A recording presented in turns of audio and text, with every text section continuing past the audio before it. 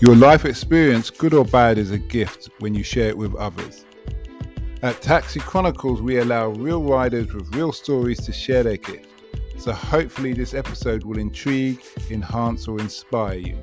Don't forget to like, share and subscribe.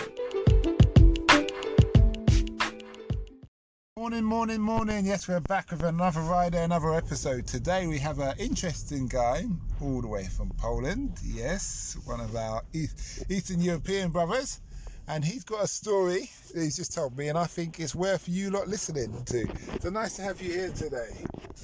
We started chat about the bicycle riders, and my story come up in my head when I was cycling 3 years ago.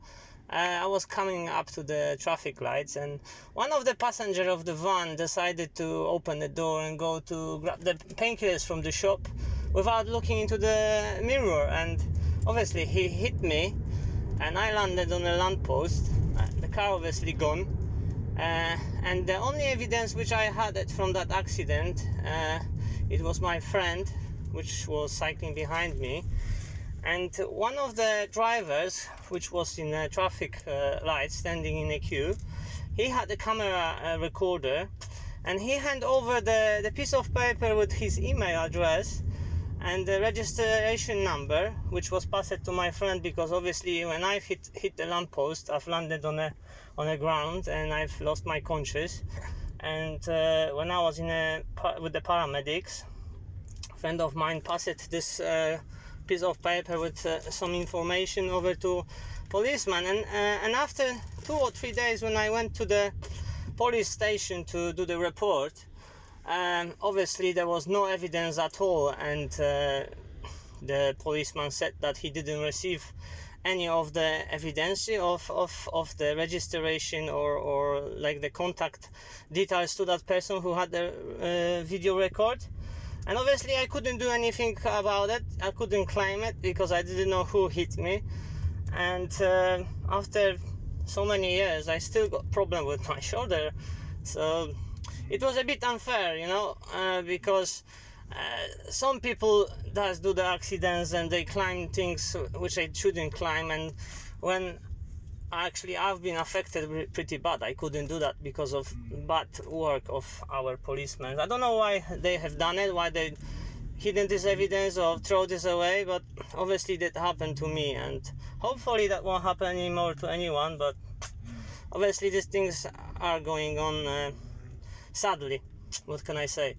So the moral to that story is, drivers, be careful when you open your car doors. Yeah, definitely. Have a look in the rear view mirror. Especially passengers who decide to walk out from the car in a hurry, You got the bicycles and cycles on next to you, so which they are approaching next to the cars, and you never know, you might cause the accident without wanted to cause, and someone can lost even life by that, so I was really lucky. I was like month and a half recovering. I couldn't work, I couldn't get any money off from that, so yeah, it was tough time, but I went through it, and obviously hopefully that guy who caused it and ran away, the karma will get him. What did you learn from that? Do you cycle still? I do, yeah, I do cycle, and what can I say? I've had the helmet. Probably if I wouldn't have helmet, I would be somewhere on the other side.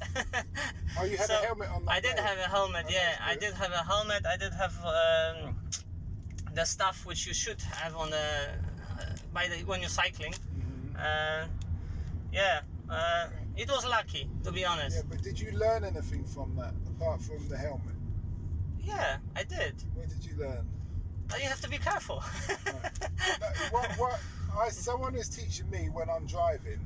They said a lot of school children, for instance, get hit by when they're getting off the bus. They step out in front of the bus and you hit them.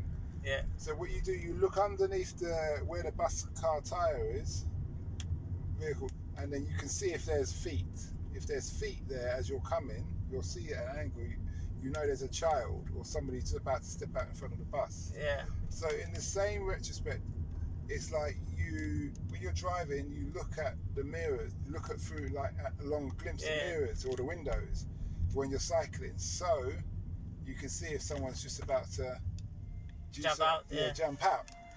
Well, in my situation, I was in a cycle line, so you couldn't expect anything happen because the cars were stopped. There was a red light. I was just approaching to the traffic lights. That's it. You couldn't expect anything. How would you think that someone will open the door from the passenger side and decide to go out without looking someone's there or not? And behind me it was like 3 or 4 cycles. Yeah. So I was just unlucky. I was just next to him, when he opened it. Yeah. So things 1 in a million happen, obviously, even if you don't think it could happen, but they happen, yeah. How have you found living in London? I just get used to. You like it here?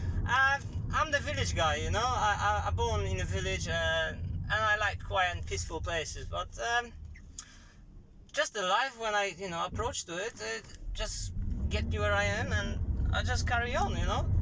You used to adapt to the things sometimes, and yeah, but I definitely move out when I get to the point where I want to get. I will probably move out somewhere to countryside. Yeah, definitely. Yes, for me London is too busy, to be honest.